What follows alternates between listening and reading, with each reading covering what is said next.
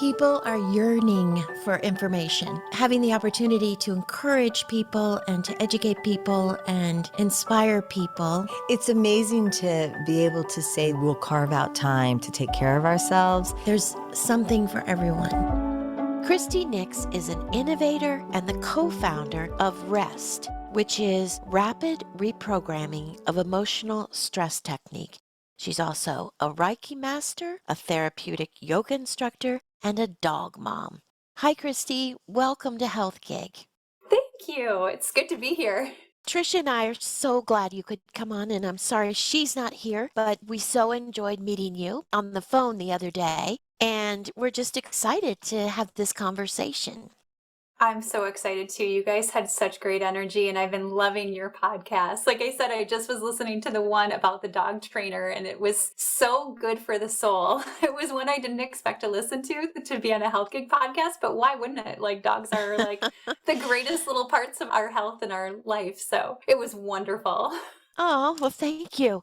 We love to start our podcast by getting to know a little bit about our guests. So tell us about you and tell us how you got to where you are today and how you got involved in rRest. I feel like if I look back, it's like in my mind, there's all these little seeds that were planted that guided me to this space, but I never would have expected to be here. It's so funny, even like back in 2007, when I started my health journey, I never thought I would be talking about health to begin with. I was a junk food junkie. My friends called me Mick Christie because I went through the McDonald's drive-through twice a day. Sometimes I ate what I could afford, and that was junk. I was a broke college student, and all the colors were beige. It was like I ate like a frat boy. And everyone would say, "Don't you feel awful?" And to be honest, I didn't. Whatever I could shove in my mouth to get to the next thing was what I wanted to do. I didn't eat to live. I didn't even live to eat. It was just like this thing that I did, but it all catches up with you as it does. And I had some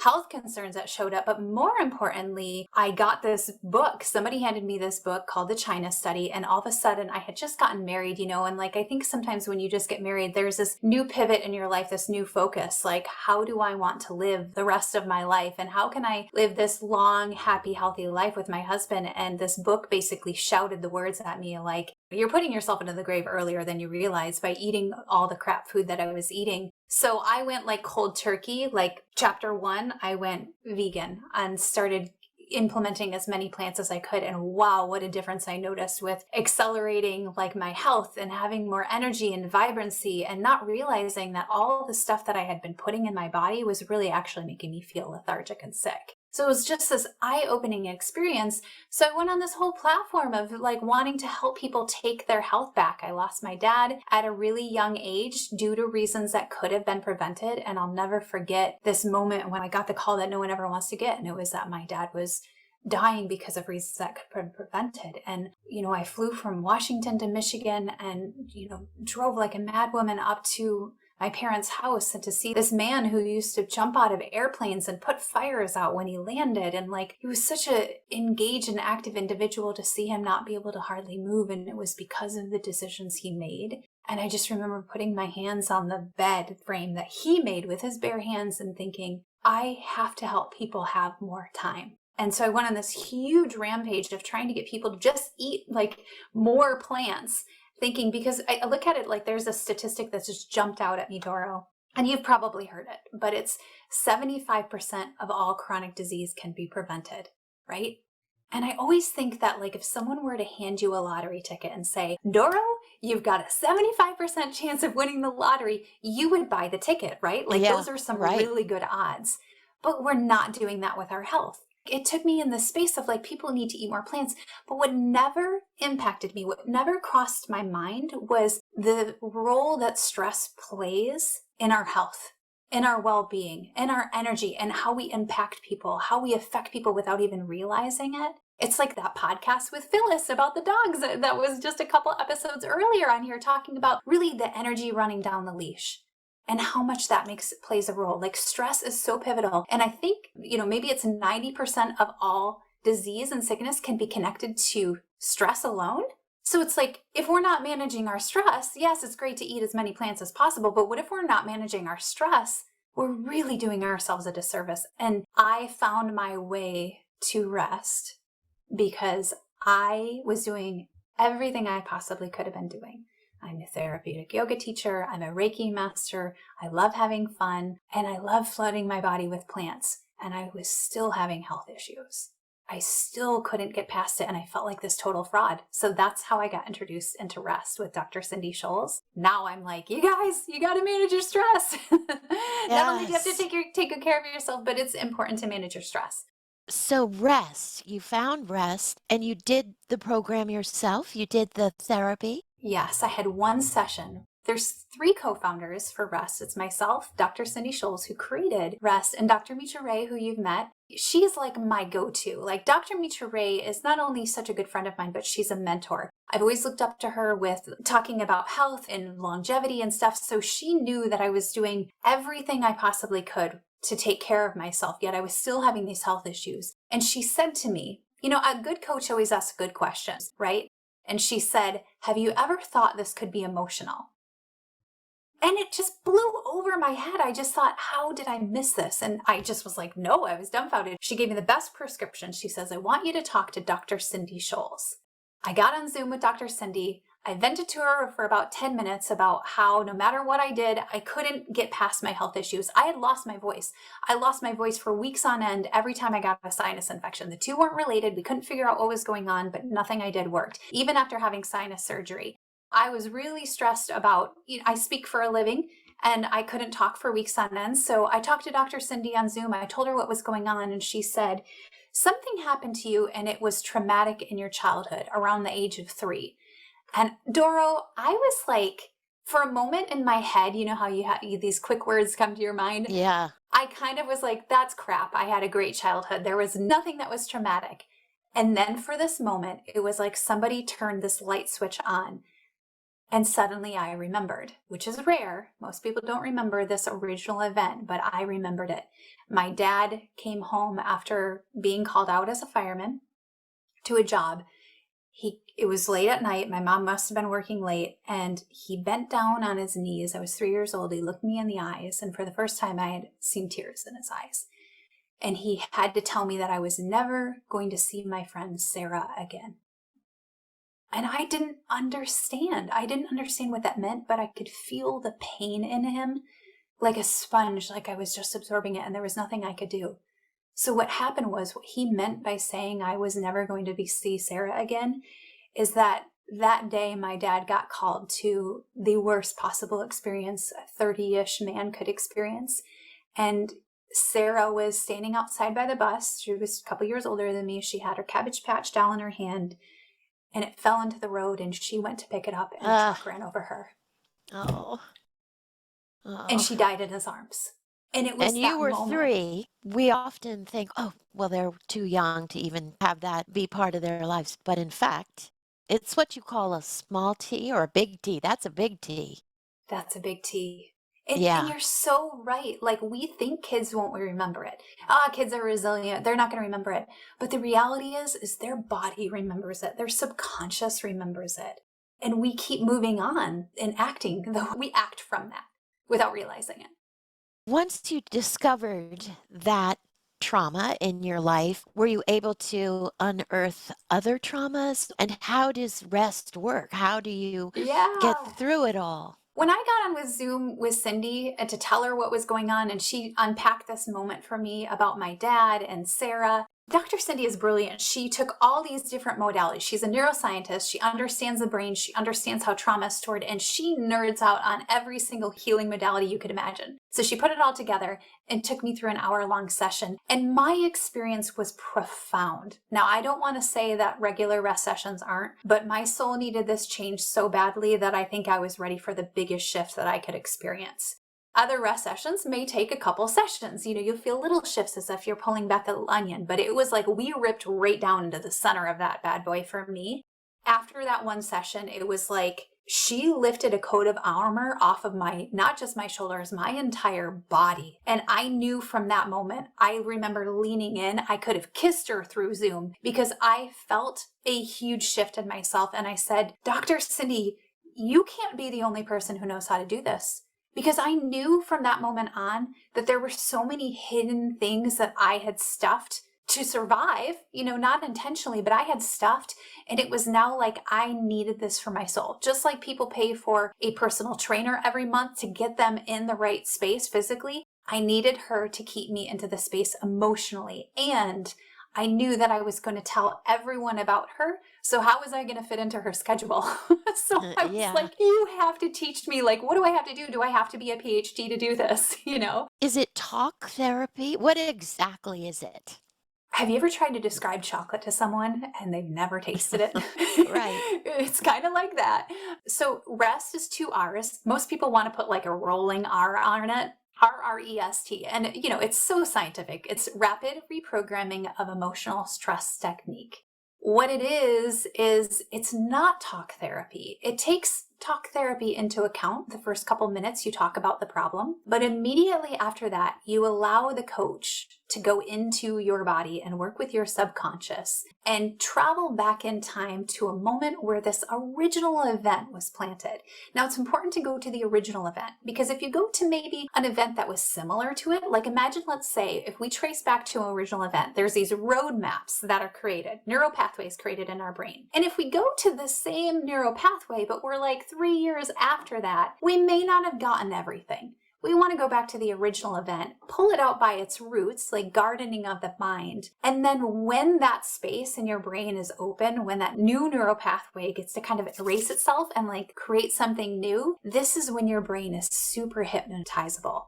So not only is it this space of taking the space where you're talking about what the problem is at hand, when really the problem at hand is really not what the problem is at hand at all. We think the problem is the issue, the current issue, but we go back in time, we heal that. It's almost like kissing the boo-boo. And then you go through this process of, you work with meridians, some breath work, some visualization, a little bit of forgiveness, all these different modalities that Dr. Cindy has put together. And after an hour-long session, there's a space of clarity. It's like when you remove the stressor. Have you ever been so stressed that you can't think? Yeah. All of a sudden, when that stressor is gone, there's clarity and there's focus so that you can move forward and think about what you really want. And that's where I think the beautiful part of the brain is, where you're feeding it the good stuff. And so is that part of the rest as well? You uncover, you unearth this, whatever it is, and then you start implementing things into your life that are healthy? Yep. First, it starts with making sure whenever someone's going to have a rest session, it's important to sleep well. Now, it's important to sleep well no matter what. But after you've done some mind, body, soul work, the time when the neural pathways are really forming, when the damage is being kind of cleared out, is when you sleep. I always say, like, when you go to sleep, it's that opportunity for your subconscious and your conscious mind to finally sit down and have a conversation with one another. It's like for parents, when they put the kids to bed, maybe they can sit down and have a beer and talk about their day. That's what's happening when you sleep. So then it's like, all of a sudden there's this clarity. I always say, I give the subconscious and the conscious a voice, and it's like, dude, what just happened?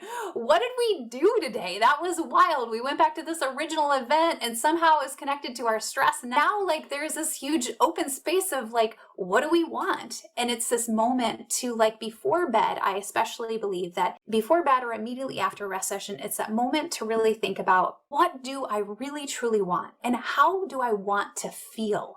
Because it's a feeling that really allows that part of your brain to believe what's happening. Your brain doesn't know the difference between real or fake.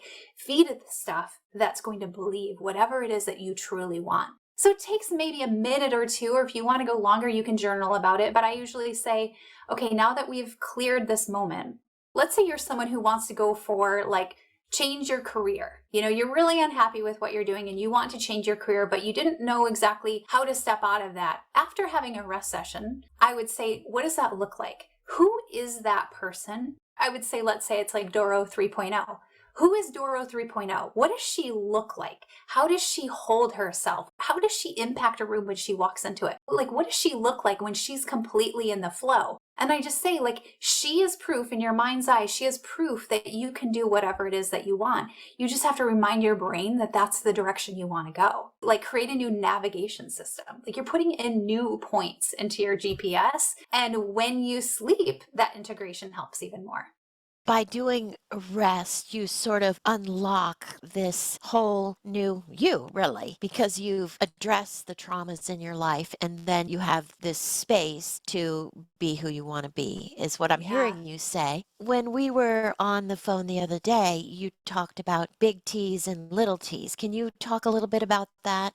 I love the sound first of big T and little t because we're all about childhood issues. We're all about childhood trauma. And one of the biggest concerns we get with people, like they're super intrigued to have rest done, but they're so afraid of what's going to come out of the closet. And those are the big T traumas. Like when I talk about big T traumas, I'm talking about like things you don't want to share with the whole world. Like maybe there was an incarceration with your family. Maybe there's an addiction. Maybe there's violence, divorce, neglect, abuse. And a lot of times people are so afraid that that's going to happen. That's capital T trauma. Little t trauma, my first rest session went back to a very big T trauma. Sometimes they come up, but I'm telling you, it came up because my soul was ready to release it. Had you thought about that big T or had you buried it? I buried it. What's funny is I called my mom immediately after that session because I just was like, what just happened? Like, did that really happen? And I called her and I said, what happened to me when I was 3? And it was traumatic immediately when she answered the phone. And she's like, what? I have no idea. And then she sat for a moment and she said, Sarah died. And I was like, shut the front door. Like, I couldn't believe it. I was like, tell me more, tell me more. And she said, it's really interesting. After Dad told you about Sarah, you stopped talking. And that was the entire reason why I went to Dr. Cindy, is because every time I got a sinus infection, I would lose my voice. And it made no sense. And then she goes, I took you to therapy and you got your voice back. You started talking again. The thing is I think what we didn't do with therapy is I think we didn't get to the very original moment. Or maybe we didn't get to the root of it. Or maybe I just wasn't ready to release it. I don't know what it is. It's just I know that I carried it through my childhood to my adulthood. And I was finally ready to release it. That was a big T trauma that I was carrying that I was ready to release. I'll tell you, every rest session I've had since, and I've had a lot, they've all been little T traumas. And I'm talking little T traumas like if you are a parent of a 2-year-old, you're going to know exactly what I'm talking about when I say little T traumas. It's the child that doesn't want to get out of the bathtub. It's taking their pacifier away and they're not really ready to do it, or they're having a hard time transitioning. It's all these little things that we experience day to day that you would be amazed at how it plays a role in how we handle our stress today. So if you've ever heard someone say, I don't know why, but all of a sudden I just started acting like a 2-year-old. Well, it's because your brain went back to that moment in time. That original event was like, we acted like this, we got our way, so therefore we're going to keep doing that. It makes me think about I walked my dog past this outdoor restaurant and this woman loved her so much, she just immediately said, oh, can I give her a treat? Now, every time we walk past that table, that woman is never there, but we have to walk past that table to see if we can get a treat. We're all so moldable. And so we remembered that original moment of how we responded, and we unconsciously take that action to get our way or to deal with a situation. And there's nothing wrong with it. That's the thing I think with rest we want everyone to know. There is nothing wrong with anyone. The reason we're responding is because we're here for this human experience. We're learning, we're evolving all the time. There's nothing wrong with anyone. It goes back to what happened to you. And with rest, I would say 90% of the time, it's the little T traumas that you don't have to be afraid of and that you don't have to particularly remember every detail. After we spoke the other day, my daughter had a baby. She already has a little 2.5-year-old. I immediately thought of you because they brought the new baby home to the 2.5-year-old. And I thought, ooh, that's a little T, waiting to happen when that happens. But there are certain traumas you can't help, like getting a new brother or sister. And so I guess is the idea not to necessarily avoid them, but it's just to address them, to make sure as an adult you acknowledge them. I think turning that awareness on as an adult to notice, if you have the capacity when you're in a stressed moment to pause and just be like, wait a minute, why am I reacting this way? Is this mine? Is this someone else's?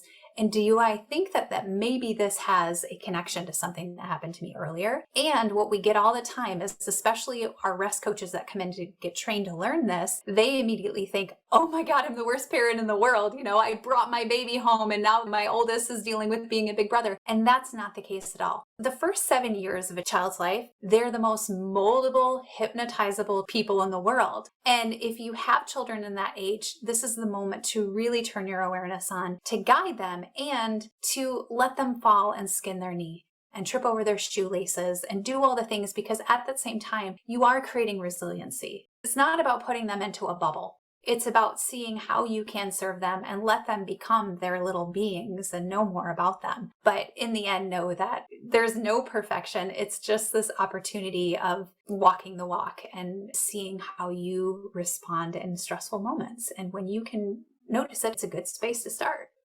You are now a rest coach. Can you walk us through what that looks like? So what that looks like is most of my clients I meet online. There's a couple people that I meet in person. Originally, rRest was created to be in person, and we meet online. It's an hour long, and I take them through the session. I never know what's going to happen. When I think about the snowflakes, we're all snowflakes. Every single person is different. Every experience is different. Every stress is different. There's no same original event for every single stressor. So I come in fully ready to meet the person where they're at and guide them through the rest process. I usually recommend most of my clients do a 5 to 10 session package with me. They're just like me. Like when I learned about rest, I was like, now I know I need some cleaning up to do. So at first they start doing maybe once a week sessions with me after they get kind of the big onion out of the way. And then sometimes, they'll meet me once a month and do maintenance, or once every 3 months. But their awareness is turned on now. They're like, I always say, come to me when you're stressed. Like, I get to chase your stress. We get to navigate it together. And one of the things that I love to leave them with is, and this is for anyone, especially like anyone listening, like this is one of the greatest tools, because we never have time to do a rest session on a podcast, but there's something called Ho'oponopono. Do you know about that, Doro? No, but I was going to ask you about that. So Ho'oponopono is one of the things that, as long as there's time in the session, I try to leave them with it. It's not like you have to do it, but it's really helpful. I live in Hawaii, so it's a Hawaiian healing blessing. Let me tell you the backstory on it real quick. So there's this ward, this mental ward that used to exist here on the island, and it was connected to a prison. They sent people there when they weren't mentally stable to go to the place where everybody did these bad things, but they needed to keep them separate mentally. The turnover rate, like I can't imagine working in there. The turnover rate for employees was horrible. It was just this revolving door of people coming in and out. The inmates were in rooms that had no windows. I mean, imagine living in Hawaii and not being able to have a window to feel the sunrise or the breeze coming through. And then they were shackled almost always. They were in seclusion. So what does that do to you? Just think about what it did for COVID for people alone, right? Now you have a mental illness tacked on to being secluded. When the prisoners were escorted from one place to another, they'd have to have 2 workers, one on each side of the person, in the middle of the hallway so that they wouldn't check the people into the walls. I mean, it was a very hostile environment. The energy was so bad that the plants wouldn't grow and the paint wouldn't stick on the walls. No matter how many times they painted, it would not stay on. And they brought in this man, I Haleakala Hulen. He was a psychiatrist. And when he came in, he was different. He wouldn't spend a lot of time there. And he said, if I'm going to work with your inmates, I don't want to sit with them. I don't want them to be in my office. All I want to do is pretend this is my file. Imagine this is my filing book. And it has the names of the inmates, what they did, and what he said. He said, what in me caused them to do what they did? And my ego, when I first heard that, I was like, he doesn't even know these people. How is he responsible for rapes and murders and all these things? But he did Ho'oponopono, and it's 4 simple phrases, and it doesn't matter the order. But the first thing is, I'm sorry. Please forgive me. Thank you. I love you. So he would look at his files, and what he said is he would clean over and over what in him wasn't clean. I'm sorry that this happened to you. Please forgive me. I wish this could have turned out better for you. Thank you for your forgiveness. Thank you for your presence on earth. I love you. And I think it just shows like the connection that we have as humans, as souls, right? We're all connected. Until we realize that, we're going to have a lot of problems. So when you think about that, when we are all connected, about 4 to 5 years later of him doing this Ho'oponopono work in this mental ward, it's just crazy to think about. There was no more shackles. There was no more seclusion. The inmates were playing tennis on the courts with the workers. The plants were growing. and the paint stuck to the wall. And the ward Amazing. doesn't exist anymore, right? Isn't it amazing to think that a man can sit in his own office and clean himself to impact the people around him? And it just makes me think, what in me can I do for my own personal self? It's an easy practice that anyone can do. I'm sorry, please forgive me, thank you, I love you. And that is how I try to end every single rest session. Because the reality is there was a moment when that small child self of yours, whether you were 3 or 2 months of age or whatever moment that we go back in time at, whether it was a little T trauma or a big T trauma, there was a trauma there. Everybody has stress. It doesn't matter the magnitude. It means there was a disruption in the body. So I'd love to use Ho'oponopono with a visualization to imagine that you're going back to that space when you were a child.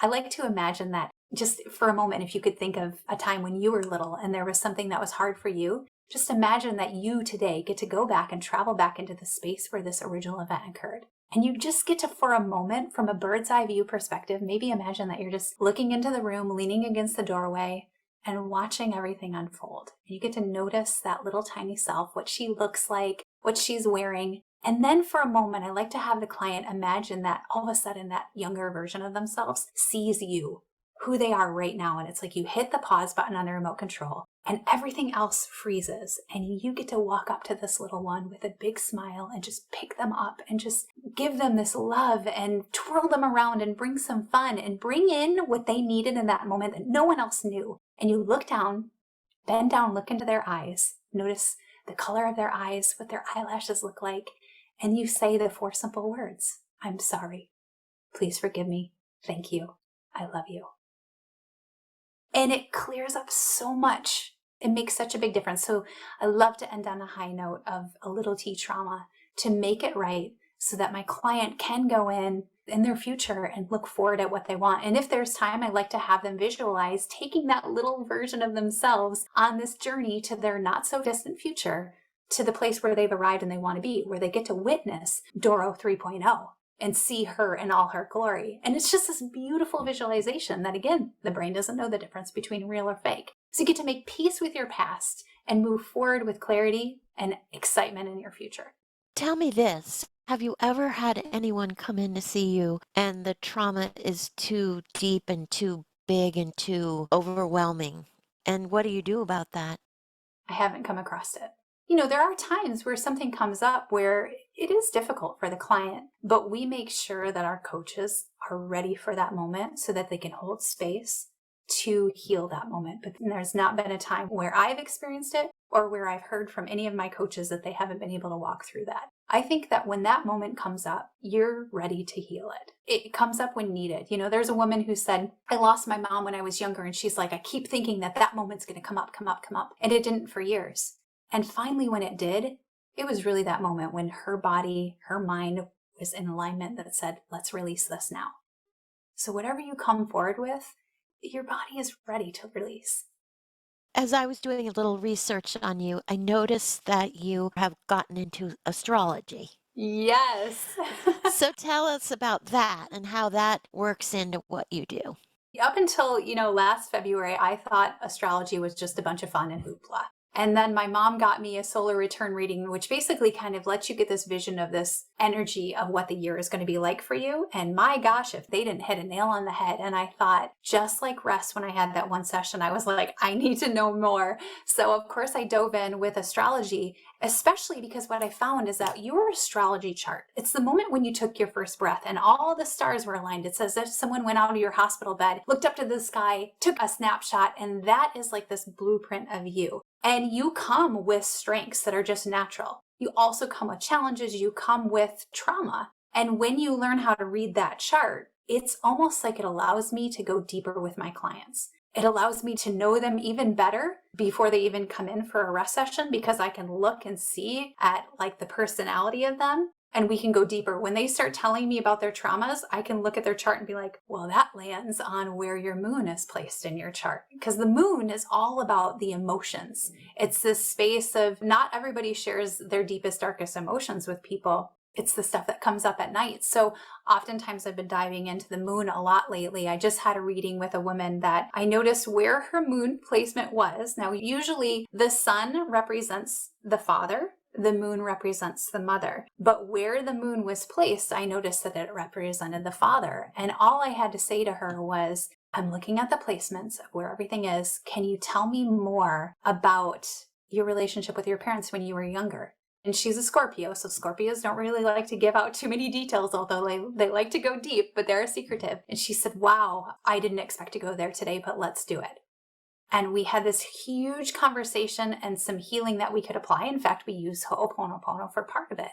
Being able to have access to someone's chart allows them to see, I really see you as you. And there's no judgments. I can see through the eyes of love. That's what Deborah Silverman says, seeing people through the eyes of love. So it's been really fun for me to integrate the two things because I get to go so much deeper, gain more trust, and also be able to say, hey, by the way, looking at the transits where, because our solar system constantly keeps moving, to be able to say, Jupiter is coming up for you, and Jupiter is a planet of good luck, so get ready for the good luck. Get in that space. So it's really fun to be able to, on top of guide them into this space of visualization where their mind is hypnotic and ready to be fed good stuff. It's also so fun to say, here's what's coming up. And if a tough transit is coming up, then we get to get rest on it. If someone wants to find you, how do they do that? If they like email, they can send us an email at hello@rest.com. And it's 2 R's, rRest. We're also on social media on Instagram, and that is at rest, rRest _Inc, INC. If they want to have just a personal conversation with me, I'm at Christie Nix on Instagram, ChristieleEnix. And if they want to be a part of our Facebook group, we have a private Facebook group. It's called Rethinking Mental Wellness with Rest. If they're Facebookers, they can join us on there too. This has been really fascinating, and I do hope people consider rest when they are looking for some kind of healing, and you'd be the perfect person to do it with. So thank you for coming on the podcast today. And by the way, what is it like to live in Hawaii? I mean, it's amazing. I came here on a whim. I bought a ticket with a 15-minute notice, and I've loved it ever since. If you think about energy, there's something really special about the islands and the feel you get. It's not just like the sunny days and stuff. It's a beautiful energy, especially that the local Hawaiians bring. It's really special. Well, you're lucky to live there. Again, thank you, Christie, for coming on our podcast. Thank you so much. It's been wonderful getting to know you. Thank you for joining us on Health Gig. We loved having you with us. We hope you'll tune in again next week. In the meantime, be sure to like and subscribe to this podcast and follow us on healthgigpod.com. I'm Trisha. And I'm Doro. Be well.